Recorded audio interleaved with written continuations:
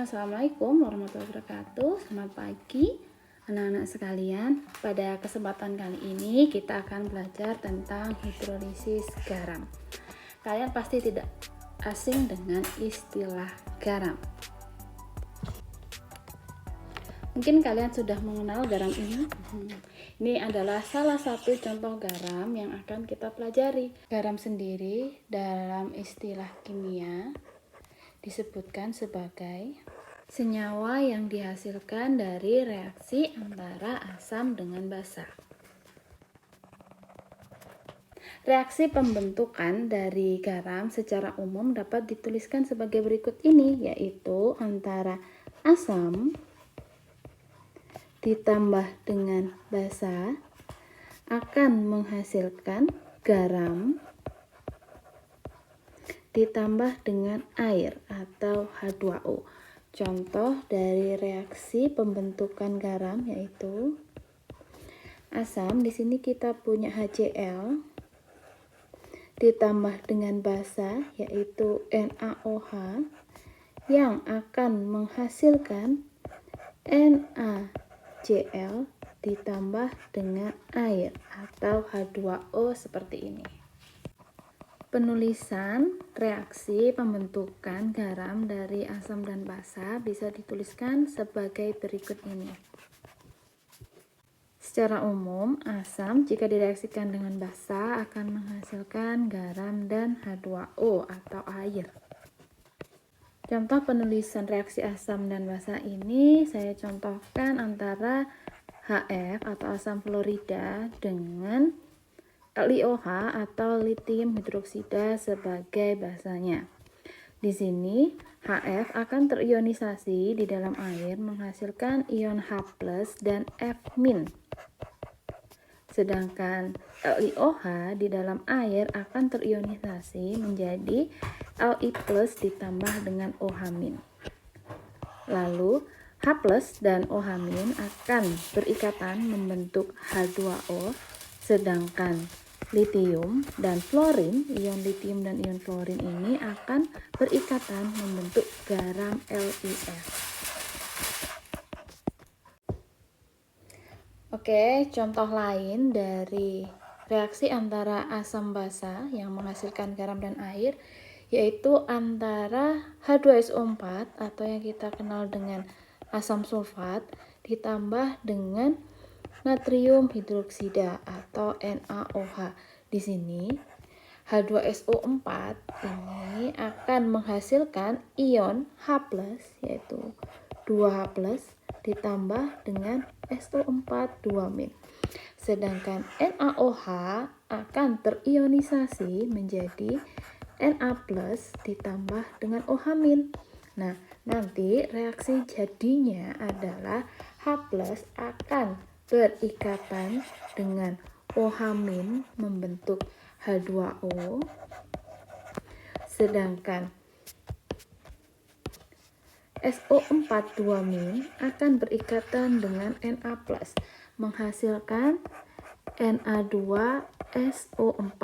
Dan perlu hati-hati, di sini kita perlu setarakan ya. Untuk reaksi jadinya adalah H2SO4 ditambah dengan NaOH ini akan menghasilkan Na2SO4 ditambah dengan H2O. Reaksi ini belum setara karena di sini hidrogen, di sini ada 2, di sini ada 1, jadi hidrogennya ada 3. Dengan di sini hidrogennya ada 2. Nah, kita setarakan. Yang paling mudah kita setarakan Na-nya dulu. Natrium di kanan ada 2, berarti di kiri juga harus ada 2. Maka natrium ditambah atau dikali dengan 2 koefisiennya. Dari sini kita bisa lihat nih, SO4 di sebelah kiri ada 1, SO4 di sebelah kanan juga ada 1, berarti SO4-nya sudah setara. Lalu hidrogen, ingat hidrogen dan oksigen usahakan terakhir untuk disetarakan. Hidrogen di sini ada 2, di sini juga ada 2, 2 tambah 2 jadinya 4. Dengan di sini hidrogennya ada 2, berarti koefisien dari airnya bisa kita kali 2. Ini reaksi sudah setara. Hidrolisis garam adalah bereaksinya ion dari sisa basa lemah atau asam lemah dengan air.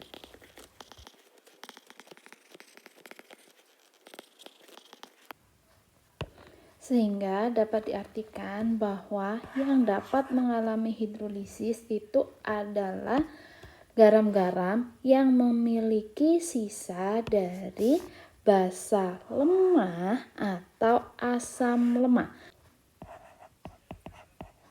Sifat keasaman dari garam atau yang kita sebut dengan nilai pH ini tergantung pada senyawa-senyawa penyusun garam itu sendiri. Kita tahu asam itu ada asam kuat, asam lemah, ada basa kuat, basa lemah.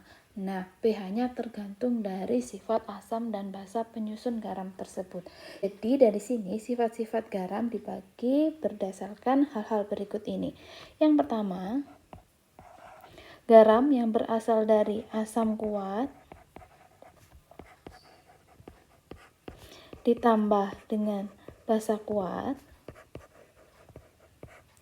Garam-garam ini tidak mengalami hidrolisis karena tidak ada yang bersifat lemah sama sekali. Karena terdiri dari asam kuat dan basa kuat yang sifatnya sama, maka garam yang dihasilkan itu akan memiliki sifat yang netral. Maka pH-nya sama dengan 7 atau bersifat netral. Contoh di sini garam yang bersifat netral itu adalah NaCl. Karena disusun dari basa NaOH yang merupakan basa kuat dan asam HCl yang merupakan asam kuat.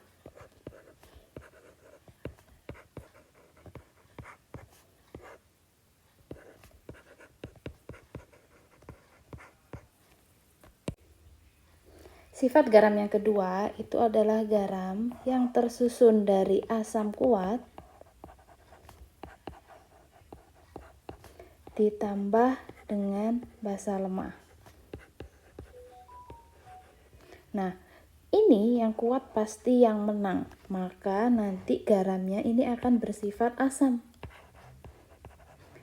Sifat asam berarti dia memiliki pH kurang dari 7. Kenapa demikian? Saya contohkan satu nih. Contoh dari reaksi antara asam kuat dengan basa lemah yang menghasilkan garam bersifat asam yaitu asam kuat kita punya HCl direaksikan dengan basa lemah, salah satu contohnya adalah NH4OH. Ini akan menghasilkan garam yaitu NH4Cl ditambah dengan air H2O ya. Nah, NH4Cl atau garam yang dihasilkan ini ketika di dalam air dia akan mengalami ionisasi menghasilkan NH4+ ditambah dengan Cl-. Cl- ini berasal dari asam kuat yang artinya dia tidak mengalami hidrolisis atau reaksi dengan air. Sedangkan NH4+ itu berasal dari basa lemah. Artinya NH4+ ini akan bereaksi kembali dengan air, yaitu dengan reaksi sebagai berikut ini. NH4+ direaksikan dengan air, ini akan menghasilkan NH4OH, suatu basa lemah, ditambah dengan ion H+. Nah, ion H+ inilah yang mengakibatkan ketika asam kuat dan basa lemah membentuk garam, garamnya akan bersifat asam. Untuk menentukan konsentrasi H+ sendiri di dalam garam, itu kita gunakan rumus berikut ini, yaitu akar Kw tetapan atau konstanta air dibagi dengan tetapan atau konstanta basa dikali dengan konsentrasi garam. Nah, Kw sendiri nilainya adalah 10 pangkat min 14. Jadi boleh ditulis seperti ini. 10 pangkat min 14 dibagi dengan nilai Kb. Kb nanti biasanya diketahui di dalam soal. Dan dikali dengan konsentrasi garamnya. Ini adalah rumus untuk menentukan nilai H+ suatu garam yang bersifat asam. sifat garam yang ketiga yaitu garam yang disusun oleh asam lemah ditambah dengan basa kuat. Nah, ini nantinya akan menghasilkan garam yang memiliki nilai pH itu lebih dari 7. pH lebih dari 7 atau artinya dia akan bersifat basa. Kenapa demikian? Saya contohkan satu, asam lemah seperti contohnya adalah HCN yang merupakan asam lemah direaksikan dengan basa kuat NaOH. Ini akan menghasilkan garam yaitu NaCN ditambah dengan air H2O. Nah, NaCN ini ketika di dalam air dia akan terionisasi menghasilkan kation Na+ dan anion Cn-. Na+ berasal dari basa kuat yang artinya Na+ ini tidak mengalami hidrolisis.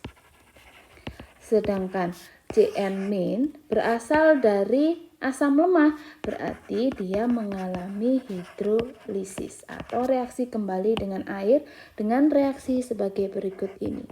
Cn- direaksikan dengan H2O, ini akan menghasilkan HCN ditambah dengan OH-. Karena reaksi ini menghasilkan ion OH-, maka garamnya atau garam NaCN ini akan bersifat basa. Dan secara matematis untuk menentukan nilai konsentrasi dari OH- dapat ditulis sebagai berikut. OH- sama dengan akar KW tetapan kesetimbangan air dibagi dengan tetapan kesetimbangan asam dikali dengan konsentrasi garam yang terbentuk. Hampir sama dengan konsentrasi H+, cuma bedanya kalau H+ kita pakai Kb, kalau OH- kita pakai nilai Ka. Untuk sifat garam yang keempat yaitu garam yang disusun dari asam lemah ditambah dengan basa lemah. Nah, untuk sifat garamnya, pH-nya ini masih belum bisa ditentukan. Bagaimana seperti itu? Karena kita lihat nih, contoh dari asam lemah misalnya adalah CH3COOH ditambah dengan basa lemah yaitu NH4OH. Ini akan menghasilkan garam NH4CH3COO ditambah dengan H2O, di mana NH4CH3COO jika di dalam air akan menghasilkan ion NH4+ ditambah dengan CH3COO- yang keduanya berasal dari basa lemah salah satunya dan satunya adalah berasal dari asam lemah. Jadi kedua-duanya berasal dari asam basa yang bersifat lemah. Maka bisa disimpulkan bahwa NH4+ dan CH3COO- keduanya mengalami hidrolisis atau reaksi kembali dengan air. Seperti ini reaksinya. Untuk NH4+, jika direaksikan dengan air, akan menghasilkan NH4OH ditambah dengan H+. Menghasilkan ion H+, berarti ada sifat asam di sana. Sedangkan untuk CH3COO- ketika ditambah dengan H2O ini akan menghasilkan CH3COOH ditambah dengan OH-. Artinya di mana terbentuk OH- maka di sana akan bersifat basa. Sehingga untuk menentukan sifat asam dan basanya perlu diketahui nilai dari konstanta asam atau konstanta basa dari masing-masing asam lemah dan basa lemah pembentuk garam tersebut. Untuk mengetahui konsentrasi H+-nya, digunakan rumus sebagai berikut. H plus sama dengan akar KW per KB dikali nilai KA. Untuk sifat pH-nya sendiri, ketika nilai KA lebih dari nilai KB, maka dia akan memiliki nilai pH kurang dari 7. Sedangkan ketika nilai KA kurang dari nilai KB, maka pH dari garam tersebut adalah lebih dari 7. Dan ketika nilai Ka sama dengan nilai Kb, maka pH dari garam tersebut adalah sama dengan 7.